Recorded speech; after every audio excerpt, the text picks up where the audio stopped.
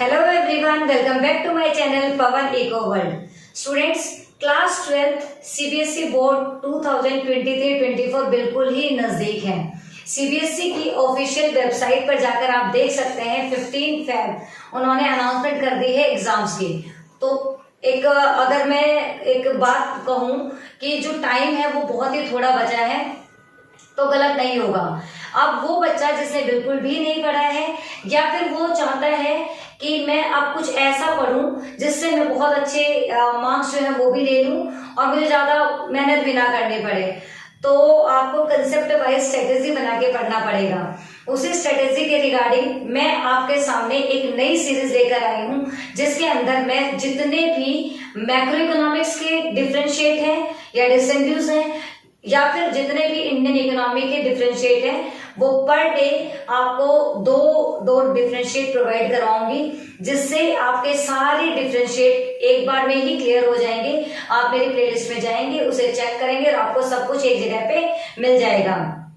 उसी जर्नी में आज का जो हमारा पहला है वो यूनिट फर्स्ट से होने वाला है। यूनिट फर्स्ट के अंदर हमारे 4 चैप्टर्स हैं, चैप्टर फर्स्ट, सेकंड, थर्ड और फोर्थ, और ये चारों चैप्टर्स मिलाकर 10 मार्क्स के आने वाले हैं। उन्हीं 10 मार्क्स को लेने की कोशिश में आज हम पहला जो है डिफरेंशिएट वो करेंगे इंटरमीडिएट गुड्स और फाइनल गुड्स। सबसे पहली बात, ये बहुत ही इंपॉर्टेंट कॉन्सेप्ट है एग्जाम के रिगार्डिंग। इंटरमीडिएट गुड्स और फाइनल गुड्स के रिगार्डिंग, कंसेप्ट के रिगार्डिंग हमेशा कोई ना कोई क्वेश्चन पूछा गया है। आई थिंक ऐसा कोई भी एग्जाम नहीं गया है जिसमें इस कंसेप्ट के रिगार्डिंग क्वेश्चन ना पूछा गया हो। तो इस कंसेप्ट को हम मोस्ट इंपोर्टेंट क्वेश्चन जो कंसेप्ट है वो भी मान के चल सकते हैं। तो सभी बच्चों को जिन्होंने कुछ भी नहीं पढ़ा है वो सबसे पहले इंटरमीडिएट गुड्स और फाइनल गुड्स तो करें। चैप्टर नंबर फर्स्ट से एक ही डिफरेंस बनता है, माइक्रो इकोनॉमिक्स और मैक्रो इकोनॉमिक्स। आई थिंक ये आप लोगों को बहुत अच्छे से आता है। अगर नहीं आता है तो वो भी मैंने अपने चैनल पे डाल रखा है, आप उसे जाके देख सकते हैं। देखिए अब these goods remain with the boundary line of the production। Intermediate goods क्या होती है? तो सबसे पहली बात, इंटरमीडिएट गुड्स एक ऐसी गुड्स होती हैं जो कि प्रोडक्शन की बाउंड्री लाइन को अभी उन्होंने क्रॉस नहीं किया है, अभी वो बीच में है। नाम से पता चल रहा है इंटरमीडिएट। दूसरी तरफ क्या है? फाइनल गुड्स, जिन्होंने बाउंड्री लाइन को क्रॉस कर लिया है। तो पहला डिफरेंशिएट क्या होगा? इंटरमीडिएट गुड्स वो गुड्स होती हैं जिन्होंने अभी अपने प्रोडक्शन की बाउंड्री लाइन को क्रॉस नहीं किए हैं, मींस अभी उनमें प्रोडक्शन होना बाकी है। ऐसे गुड्स को हम इंटरमीडिएट गुड्स कहते हैं। नंबर 2, अगर हम फाइनल गुड की बात करें तो फाइनल गुड्स वो गुड्स होती हैं जिन्होंने अपने प्रोडक्शन की बाउंड्री लाइन को क्रॉस कर लिया है, अब उनमें कोई भी प्रोडक्शन होना बाकी नहीं है। ऐसी गुड्स को हम बोलते हैं फाइनल गुड्स। नंबर 2 डिफरेंस क्या हो जाएगा इसका? These goods may be used as raw material. इन गुड्स को हम एज अ रॉ मटेरियल भी यूज कर सकते हैं क्योंकि अभी ये कंप्लीट प्रोडक्शन के अंदर नहीं गई हैं। इन गुड्स को मीन्स फाइनल गुड्स को हम जो रॉ मटेरियल है वो यूज नहीं कर सकते, वो फाइनल जो है प्रोडक्शन बाउंड्री लाइन को क्रॉस करके आ चुकी है। देन इसी का थर्ड जो डिफरेंस है, these goods may B resold. In goods को हम दोबारा से रिसील कर सकते हैं। क्यों? क्योंकि ये रॉ मटेरियल है तो रिसेल भी की जा सकती है। हम इसे खरीद कर लाकर भी इसे रिसेल कर सकते हैं। अगर कोई तैयार जो गुड्स है वो अगर हम लेकर आए हैं तो भी हम उसे रिसेल कर सकते हैं। बट दीज गुड्स में नॉट बी रिसोल्ड। जब फाइनल गुड्स ही हो गई तो हम इसे रिसेल नहीं करेंगे। जैसे अगर मैं एक नोटबुक जो है वो 15-20 नोटबुक मैं अपने खुद के यूज के लेकर लाई हूँ तो ये फाइनल गुड्स है। वही वो 15-20 नोटबुक्स को मुझे आगे सेल करने हैं। मैं 50 रुपीज की लाई हूँ, मुझे 70 रुपीज में सेल करना है तो अभी 20 रुपीज में उसमें एड ऑन करूंगी। तो ऐसी गुड्स क्या होती है? इंटरमीडिएट गुड्स, जिसमें अभी हम वैल्यू को और भी ऐड कर सकते हैं। Value is yet to be added. अभी इंटरमीडिएट गुड्स में वैल्यू ऐड करना बाकी है, जबकि फाइनल गुड्स के अंदर वैल्यू ऐड हो चुकी है। हम इसमें और कोई भी वैल्यू ऐड नहीं करेंगे।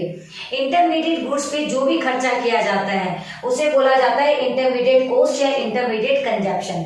फाइनल जो गुड्स है उन पे जो भी खर्चा किया जाता है उसे बोला जाता है फाइनल एक्सपेंडिचर। इंटरमीडिएट गुड्स को हम नेशनल इनकम की काउंटिंग करते वक्त इंक्लूड नहीं करते हैं। ध्यान रखना है, इंटरमीडिएट गुड्स जब भी आप कोई न्यूमेरिकल एग्जाम करेंगे तब भी इंटरमीडिएट गुड्स को इंक्लूड नहीं किया जाएगा नेशनल इनकम की काउंटिंग करते वक्त, जो कि 3 मेथड आप आगे करोगे। इंटरमीडिएट गुड्स जो है वो नेशनल इनकम में काउंट नहीं होते हैं। जबकि फाइनल गुड्स जो है वो नेशनल इनकम में काउंट होते हैं। इंटरमीडिएट गुड्स को हम नेशनल इनकम की काउंटिंग में इंक्लूड क्यों नहीं करते हैं? क्योंकि इससे डबल काउंटिंग हो जाती है। डबल काउंटिंग को अवॉइड करने के लिए इंटरमीडिएट गुड्स को नेशनल इनकम की काउंटिंग में इंक्लूड नहीं किया जाता है। तो ये था आपका डिफरेंस किसमें? इंटरमीडिएट गुड्स में और फाइनल गुड्स में। एंड अब शुरू करते हैं कंजप्शन गुड्स और कैपिटल गुड्स में डिफरेंस। तो जो कंजप्शन गुड्स है उनका मतलब होता है वो गुड्स जिनको हम डायरेक्टली कंज्यूम करते हैं और जो हमें डायरेक्टली सेटिस्फैक्शन देते हैं। तभी कैपिटल गुड्स वो गुड्स होती हैं जिसमें मशीनरी आ जाती है, डायरेक्टली हमारी वांट्स को सेटिस्फाई नहीं करती है। तो डिफरेंस वहीं से बन जाता है। पहला, consumption goods leads to direct satisfaction of human wants.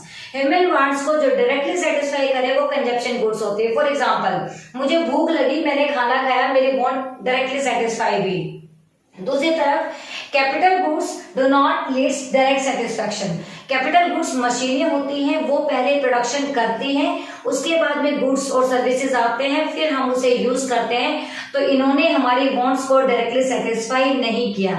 इसमें एक छोटा सा डिफरेंस है, कैपिटल गुड्स डायरेक्टली वांट्स को सेटिस्फाई नहीं करती है, कंजप्शन गुड्स डायरेक्टली वांट्स को सेटिस्फाई करती हैं। Second difference, consumed by house hold. Consumption goods जो है बेसिकली जो कंज्यूमर होता है वो कंज्यूम करता है, जबकि जो कैपिटल गुड्स हैं उनको उनके जो खरीदने वाला है या फिर उनका जो यूज करने वाला है दैट इज प्रोड्यूसर। तो ये जो कंजप्शन गुड्स होती है वो कंज्यूमर के लिए होती है और जो प्रोड्यूसर गुड्स होती है या फिर जो कैपिटल गुड्स होती हैं वो प्रोड्यूसर के लिए होती हैं। देन कंजप्शन एक्सपेंडिचर मीन्स जो भी कंजप्शन गुड्स पे जो भी खर्चा हमने किया, मीन्स ब्रेड, बटर, सब्जी, जो भी कुछ हमने खरीदा उन पे जो भी खर्चा हमने किया हम उसे बोलेंगे कंजप्शन एक्सपेंडिचर। दूसरी तरफ जो कैपिटल गुड्स होती है उन पे किया गया खर्चा इन्वेस्टमेंट एक्सपेंडिचर होता है, क्योंकि ये एक ऐसा खर्चा है जो कि हमने मशीनों पे किया है, फर्दर प्रोडक्शन में हेल्प करेगा, तो इसे इन्वेस्टमेंट एक्सपेंडिचर बोलते हैं। And the last one is, अगर हाइयर प्रोडक्शन होगा कंजप्शन गुड्स का तो इससे क्वालिटी ऑफ लाइफ अच्छी होगी, लोगों की नीड्स सेटिस्फाई होंगी, पूरी होंगी। तो इससे हम कह सकते हैं कि higher production of consumption goods leads the higher level of social welfare in the economy. ये सोशल वेलफेयर को बढ़ावा देगा, जबकि कैपिटल गुड्स अगर इकोनॉमी में ज्यादा बनती हैं तो इससे क्या होगा कि जीडीपी ग्रोथ करेगी, और जीडीपी ग्रोथ करने से हम कह सकते हैं कि जो प्रोडक्शन एक्टिविटीज है वो इंक्रीज होंगी, एनहांस होंगी। तो जब ज्यादा कंज्यूमर गुड्स बनेगी तो जब ज्यादा कंजप्शन गुड्स या कंज्यूमर गुड्स बनेगी तो सोशल वेलफेयर इंक्रीज होगा, क्वालिटी ऑफ लाइफ बढ़ेगी। जबकि ज्यादा कैपिटल गुड्स इंक्रीज होंगी तो इकोनॉमी की प्रोडक्शन कैपेसिटी इंक्रीज होगी और जीडीपी ग्रोथ करेगी। ये थे छोटे छोटे दो डिफरेंसेस जो कि आपके लिए बहुत ही मतलब कह सकते हैं कि बहुत ही फायदेमंद हो सकते हैं। इसे आप ध्यान से सुनिए और जितना हो सके आप अपने पढ़ाई पे फोकस कीजिए, कॉन्सेप्ट वाइज आप चीजों को लेकर चले, एकदम होच-पोच ना करें।